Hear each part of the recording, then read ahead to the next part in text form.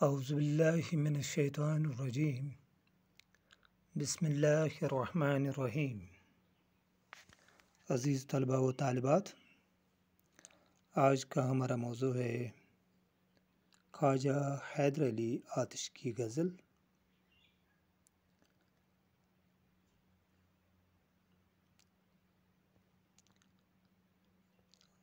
तो गज़ल का जो पहला शेर मतला अर्ज़ है, दहन पर हैं उनकी गुमा कैसे कैसे, कलाम आते हैं दरमियाँ कैसे कैसे। शेर की तशरीह करने से पहले जो मुश्किल अल्फाज हैं इसमें वो हैं दहन यानी मुँह, गुमा यानी वहम ख्याल। तो अब आते हैं तशरीह पर। शायर ख्वाजा हैदर अली आतिश इस गज़ल की मतलब में फरमाते हैं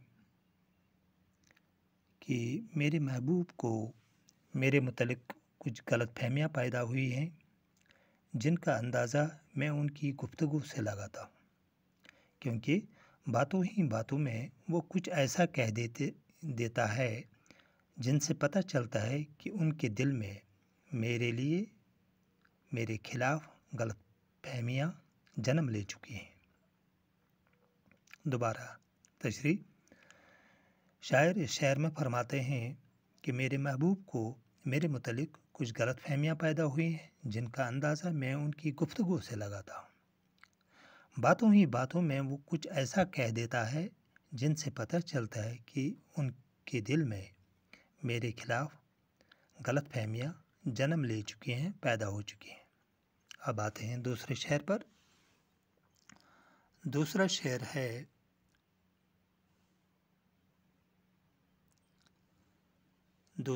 है, इसमें वो है, ज़मीन चमन गुल खिलाती है क्या क्या, बदलता है रंग आसमां कैसे कैसे। ज़मीन चमन गुल खिलाती है क्या क्या, बदलता है रंग आसमां कैसे कैसे। मुश्किल अल्फाज जो इसमें है वो है गुल खिलाना। गुल खिलाना यानी फितना या हंगामा बर्पा करना। तशरीह पर आते हैं। शायर इस शेर में इंसान की ज़िंदगी की बेबसी का तज़किरा करते हुए फरमाते हैं कि दुनिया हर दम बदलती रहती है।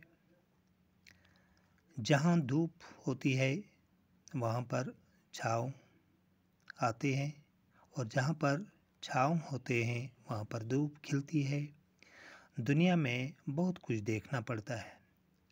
दुनिया की हसीन व जमील चीज़ें भी रहने वाली नहीं हैं, बल्कि वजूद में आने के साथ ही मिट जाती है। फिर बताते हैं तशरीह। ख्वाजा हैदर अली आतिश फरमाते हैं कि दुनिया हरदम बदलती रहती है, यानी इंसानी ज़िंदगी की बेबसी का तज़किरा करते हुए फरमाते हैं कि दुनिया हरदम बदलती रहती है। जहाँ धूप होती है वहाँ छाँव, जहाँ छाँव होता है वहाँ धूप खिलती है। दुनिया में बहुत कुछ देखना पड़ता है। दुनिया की हसीन व जमील चीज़ें भी रहने वाली नहीं, बल्कि वजूद में आने के साथ ही मिट जाती हैं। अब आते हैं तीसरे शेर पर। तीसरा शेर मुलाहिज़ा हो। तीसरा शेर है नगोरे सिकंदर। बहुत ही प्यारा शेर है, बेहतरीन शेर है ये। नगोरे सिकंदर न है कब्रदारा, नगोरे सिकंदर न है कब्रदारा, मिटे नामियों के निशान कैसे कैसे। इसमें जो मुश्किल अल्फाज हैं वो हैं गोर यानी कब्र, सिकंदर एक बादशाह का नाम, यूनान के एक बादशाह का नाम सिकंदर आज़म, जिसकी हुकूमत यूनान से लेकर हिंदुस्तान तक थी। और इसके बाद एक और बादशाह का तज़किरा इसमें है दारा। ईरान के एक बादशाह गुज़रे हैं।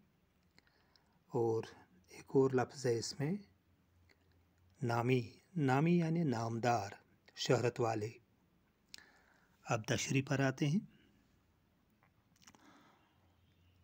خواجہ حیدر علی آتش فرماتے ہیں اس شعر میں نہ گورے سکندر یعنی سکندر کی وہ قبر نہ رہی، نہ قبر دارا اور نہ ہی دارا جو ایران کے بادشاہ تھے اس کی قبر بھی نہ رہی، مٹ گئی، نشان بھی مٹ گئی، قبر کے نشان بھی مٹ گئے، مٹے نامیوں کے نشان کیسے کیسے، اور جو نامدار ہیں، شہرت والے ہیں، ان کے نشان بھی زمین پر نہیں رہے۔ دوبارہ تشریح پر آتے ہیں۔ آتش، خواجہ حیدر علی آتش فرماتے ہیں اس شعر میں کہ یہ دنیا ناپائیدار ہے، جو آتا ہے چمن کی سیر کر کے چلا جاتا ہے۔ یونان کے بادشاہ سکندر اعظم کا تذکرہ کیا ہے جس نے پوری دنیا کو فتح کرنے کا ارادہ کیا تھا، جس کی حکومت یونان سے لے کر ہندوستان تک تھی۔ ایک اور بادشاہ جو ایران کے تھے، دارا اول، ان کی سلطنت بھی کافی وسیع تھی۔ شاعر ان کی قبروں کے متعلق فرماتے ہیں کہ ان کی قبروں کے نشان بھی آج باقی نہیں ہیں، وہ بھی مٹ گئے ہیں، یعنی سب کچھ فنا ہونے والا ہے۔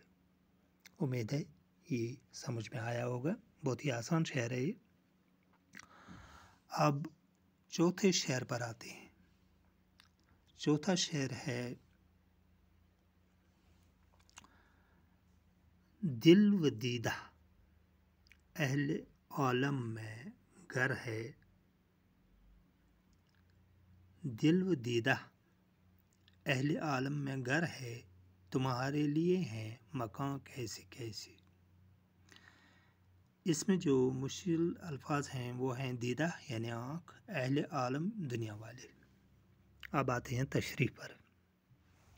شاعر اس شعر میں فرماتے ہیں کہ اے میرے محبوب، تو دنیا والوں کی ہر ایک کی آنکھوں اور دل میں بسا ہے، ہر ایک تم پر فریفتہ ہے، فدا ہے، رہنے کے لیے ان سے اچھے مکان اور کیا ہو سکتے ہیں۔ دوبارہ تشریح پر آتے ہیں۔